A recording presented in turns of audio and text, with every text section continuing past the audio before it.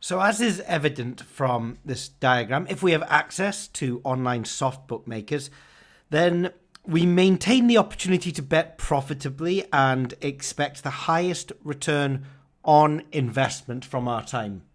Simply put, if you've got online soft bookmakers, it is easier to maintain a high level of ROI. Shops sit in the middle ground, the odds on offer and the concessions may be worse than online, and logistics can mean that it is harder to cherry pick the exact bet that we want, as well as the necessity to factor in logistical problems such as petrol and parking and travel time and opening hours and even tipping. Last of all, we have exchanges where we are faced with either liquid, efficient lines to beat or inefficient lines that carry sparse liquidity. With exchange betting, we need to be less reliant on shared information resources due to the fact if a plus EV bet is identified and broadcasted, there is usually only liquidity for a handful of bettors. And this is why tipsters, even successful tipsters, rarely tip bets on the exchange. Online soft bookmakers provide the largest opportunity for return on investment. This is also why they are hardest to remain restriction-free in the long run. I've placed on the site here online sharp bookmakers and black market operators. They're in their own segment outside of the pyramid. Whilst both can be used for betting, they require the use of either brokers for UK customers, as we don't have a sharp bookmaker like Pinnacle available to us in the UK, or they involve a heightened risk of betting without the protection of an ombudsman. And for these reasons, they sit outside of the remit of this course and outside of the ROI pyramid I've created. So let's start with a discussion of online soft bookmakers. As we can see, access to these unlocks access to the greatest opportunity for return on investment. What do we mean by online soft bookmakers? Well, online is defined as a service available when using the internet. Soft means recreational, as in winners are not welcome. Bookmakers claim betting is only meant to be fun. It's meant to be for soft, unintelligent people. Now, the waters become muddied here, as the argument is that an aspirational activity, aspirational meaning everyone should want to win their side of the bet, should become non-aspirational for the bookmakers' customers, which is a logical fallacy and part of the reason why bookmakers are unable to have an open and honest discussion on this subject, with a few exceptions, but nobody I've seen posit a reasonable counter-argument to the logical fallacy. Bookmaker, technically described in the Oxford English Dictionary as a person who takes bets, calculates odds, and pays out on winners. It would be quite reasonable for us to write to the Oxford English Dictionary in 2023 and challenge this definition. So why do online soft bookmakers provide the greatest opportunity for return on investment? We can look at 5 primary reasons. These reasons are volume, concessions, selective top price, liquidity, and bias. Volume is outrageous at online soft bookmakers. In 2023, there are arguably more markets on more events than ever before. We are spoilt for choice. Not long ago, the half-time winner market was seen as exotic. Now we're looking at headed shots on target, passes, tackles, tries per half, 180s in the session, scorecasts, anytime casts, win casts, time casts, the list goes on. With all this variety brings the opportunity for targeting whatever market we desire. We may not be able to beat the match odds in the Champions League.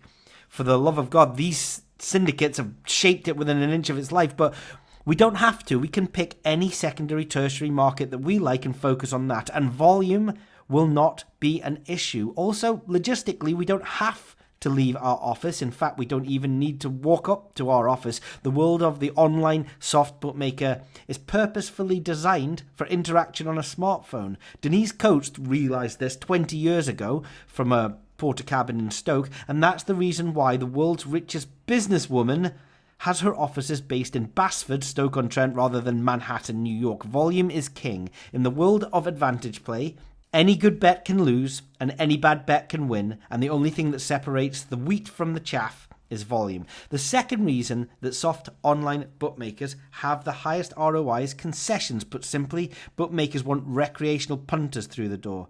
Not me, and if you're even watching this video, most likely not you. They want losing punters. They want losing punters through the door, and to do this, they dangle the carrot of concessions. This is their USP that separates them from their competitors. The other online soft bookmakers, a sign-up bonus, a free bet, a refund offer.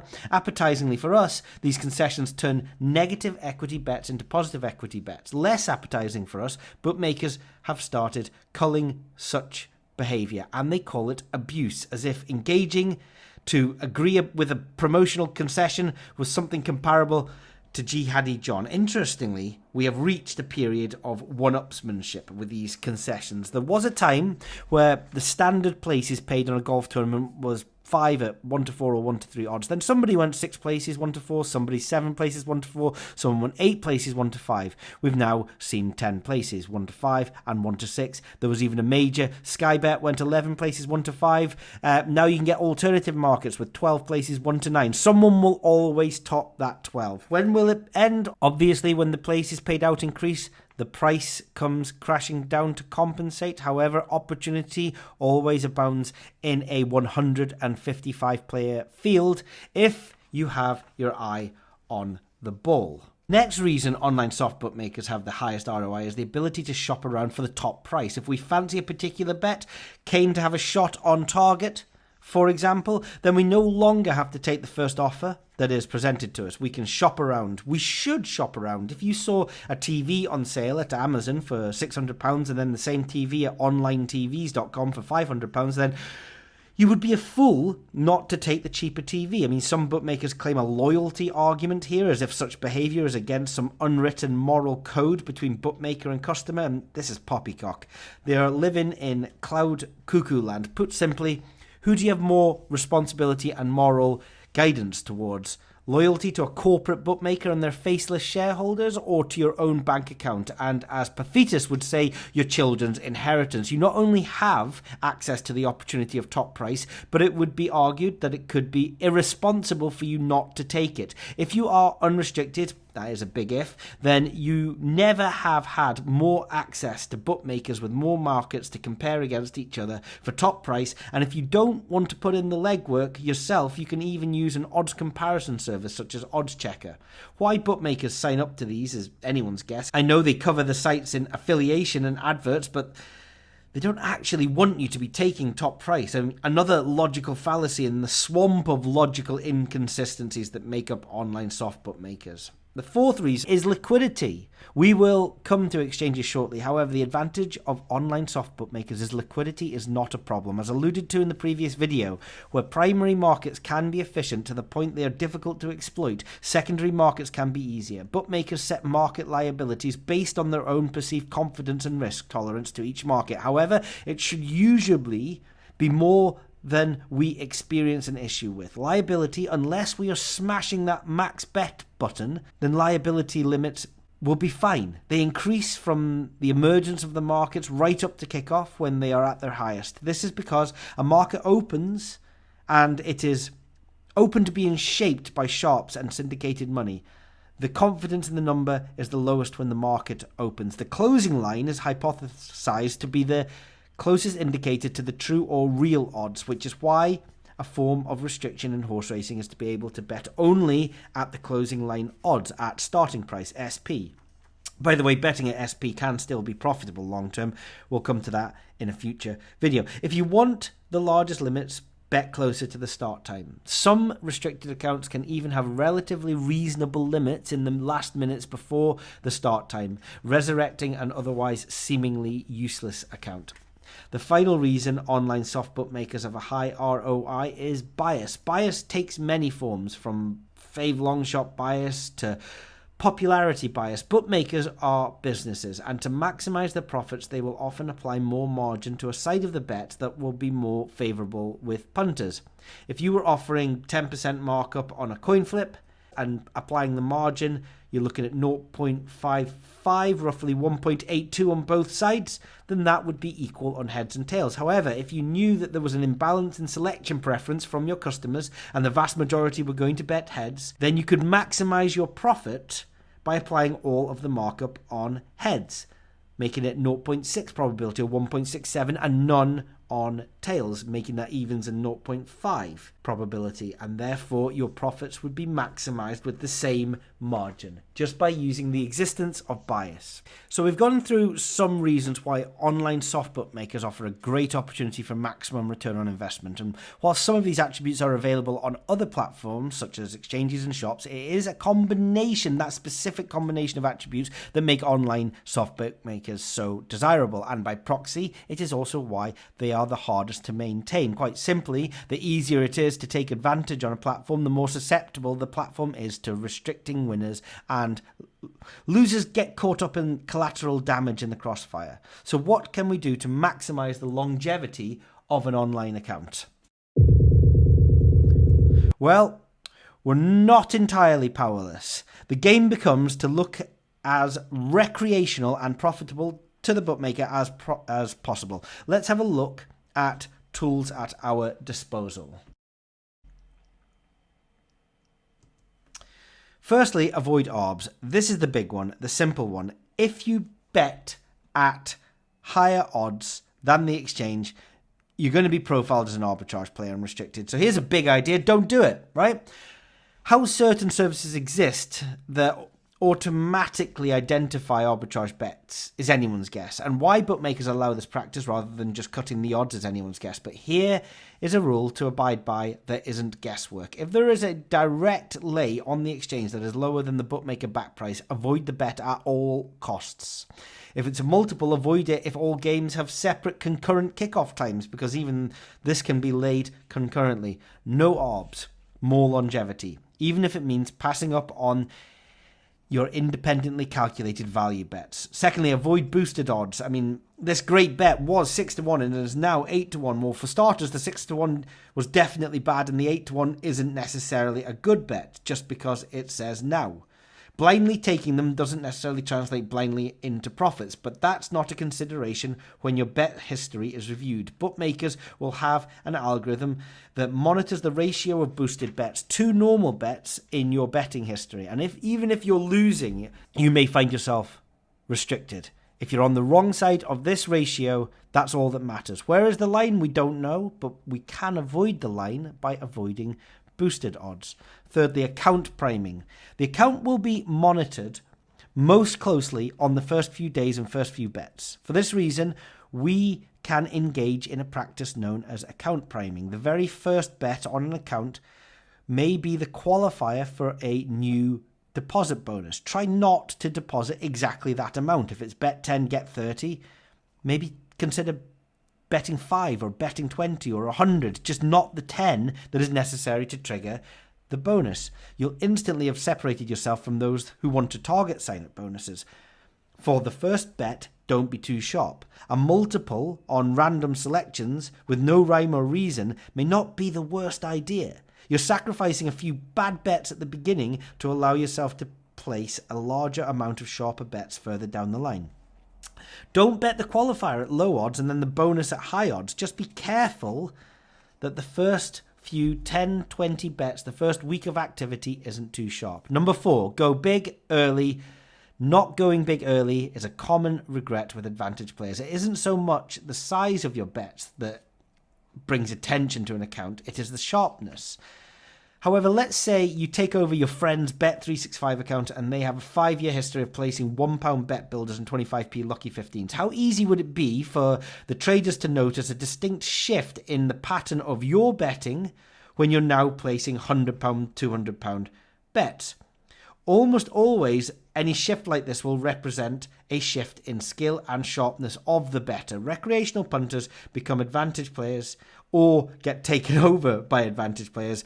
They stop betting bigger as a result, and the bookmaker has an easy profiling job, and restrictions soon follow. If you're going to be betting for more than peanuts, then go big from the beginning of the account or risk accelerating restrictions. Number 5, placing multiples instead of singles. A consultancy firm was asked to review a massive bet history on behalf of a bookmaker with the objective of profiling customers, seeing what actions were most likely to be indicative of accounts that are sharp, presumably defined as those in long-term profit, and those that are recreational, presumably defined as those in long-term loss. The number one indicator of sharp bettors over recreational bettors is the placing of singles instead of multiples. Recreational bettors tend to enjoy multiples. They are a fast way of increasing odds into larger payouts. Bookmakers love most people taking multiples. When negative equity bets are compounded with other negative equity bets, the profit margin increases for the bookmaker. Sharp players also like multiples, as the reverse is true. Positive equity bets are compounded into multiples with other positive equity bets, resulting in even higher equity for the advantage player. This quirk can be used in our favour. Placing plus EV bets into multiples both avoids detection as a sharp player while simultaneously maximising equity. We turn water into wine. Number 6, placing same game multiples known as your odds, requester bets, or as we call them, combo bets. Bookmakers carry the assumption that these combo bets have the highest profit margin as they are so difficult to benchmark. In football, they may take the form of goals, corners and card bets by team and maybe by match or time period. And in other sports, they may take the form of tries by half or players to succeed in various measurable attributes. Because the bookmaker sets these bets as having the highest margin, they will love to see a bet history full of these types of bets. The game from an advantage perspective is to model them at scale and separate the wheat from the chaff. Even mixing in a few combo bets into a bet history can extend the longevity of an account. 7. Bet at starting price. One tactic infrequently used to profit at a bookmaker is betting at SP. This is because one of two scenarios exist for customers who bet at SP. Firstly, the bet steams in which case the customer loses out because they got a lower payout at SP than they would have done if they had taken the odds at the time. Or secondly, the bet drifts, in which case the customer is not beating the closing line and the bookmaker can assume that it wasn't a long-term profitable bet at the time of bet placement. Either way, it is win-win for the bookmaker. Either they save money on a payout or are reassured it wasn't a bet they need to worry about long-term. Therefore, bookmakers love customers who bet at SP. And therefore, if we bet at SP, we can expect to extend the longevity of an account.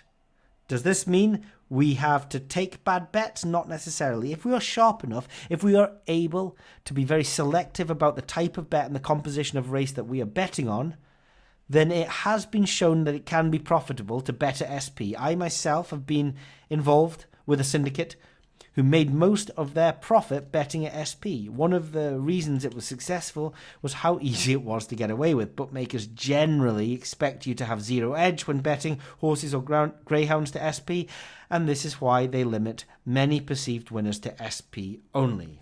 Even using these 7 strategies, I want to be clear that there is no magic bullet. Even using these strategies may result in restrictions from the simple identifier of being in profit, and that's a very difficult blocker with advantage play and online soft bookmakers. There is an upper limit to what bookmakers will allow you to make, and nothing you can do can then prevent restrictions coming along. There isn't a limitless tap from which we can access profit without restriction. If there was, the well would have run dry a long time ago. You can move on to the next online soft bookmaker, but the supply is finite. Once all are gone, the next options will be how to open new accounts. This will inherently open problem-solving areas such as know your customer, source of wealth, and bank management. Those that excel in these areas of problem-solving tend to make a lot of profit. But I hope you understand if I leave these grey domains outside of the scope of my videos. So given there's no magic bullet, what can we do if we are restricted? The first practical piece of advice I have is not to take it personally. This might sound oblique, but different people react differently to restrictions. Some consider their first restriction a badge of honor, as if it's akin to a certificate of progression from recreational to professional punter, but the novelty soon wears off. Some take it personally. They take to social media to broadcast the injustice. They write to head office. Others shrug it off. Sometimes it depends on the manner of the restriction. I've been knocked back rather aggressively live in a shop by a particularly unpleasant, angry and greasy area manager. It's easier to deal with online. Trust me when I say the optimal approach, the only approach, should be to shrug off a restriction, walk away and move on. Often the best approach in life is to free up mental space and capacity as quickly as possible, especially when there is nothing you can do to affect the outcome. 99.9% of the time an algorithm has restricted you at an online soft bookmaker. You wouldn't get angry at a traffic light turning red and interrupting your day. In the same manner, you shouldn't get angry at an online soft bookmaker restricting you. You still have options, however. Some bookmakers, Bet365 for example, go from decent limits to limits so low that the account is all but practically worthless. Why do they keep it open? Probably for casinos and it looks good on their balance sheets. However, once a restriction kicks in, it's worth asking the following questions. How bad are the restrictions? If you've gone from 100%, most accounts start at 100% liability, to 0.0000001%, then yeah, it's dead in the water. But often restrictions are incremental, and an account dropping to 10% is likely still useful to all other than those with a six-figure bankroll. 10% and 0.1% accounts can often still be very useful. Secondly, do the restrictions apply across all sports? It's fairly lazy practice for a bookmaker to see a profitable horse racing bettor and then restrict them on all sports from football to ice hockey. Unfortunately, that laziness is still commonplace. However, some bookmakers are better than others at this practice, and it is always worth checking before consigning the account to the bin. What are the limits like closer to the off? As discussed earlier in this video, limits are lowest when markets first go up and largest just before the off. If you can't get the limits you want 2 days before a football match, try 1 hour before. In racing, if you can't get the price in the morning, try 10 minutes before the off. Try multiples instead of singles. You may be restricted to £50 on the win on a horse in a single, and you usually stake to a unit win staking plan to win £500. Have you checked the liability on doubles, trebles, trixies, lucky 15s, patents? Often, when accounts are restricted to seemingly worthless limits on singles, the liability on multiples breathes new life into the opportunity. Try identifying race compositions and horses that will be profitable at SP. SP limits are higher than limits taking a locked-in price. Finding positive equity horse selections at SP is significantly more difficult than when taking a locked-in price, but it can be done. And finally, rehabilitation. A final option is a lesser-known strategy of rehabilitation. This is a strategy that doesn't work at every bookmaker, and at bookmakers it does work at. The evidence suggests it doesn't work on every account. However, it can work in certain situations. Rehabilitation is the strategy of taking an account that is limited beyond a useful function and placing certain types of bets that persuade the bookmaker that you are, in fact, a losing long-term player, and that any limits of restrictions placed on your account should be somewhat relaxed. An example of where this can work is Skybet. I had an account restricted to win £10 to £20 on singles on horse racing. I was bored one day and wondered what my limits were on requester bets, and they weren't much higher. I set myself a challenge of making £200 from requester bets over the space of a month, placing a handful per day that I perceived to be plus EV under my own modelling.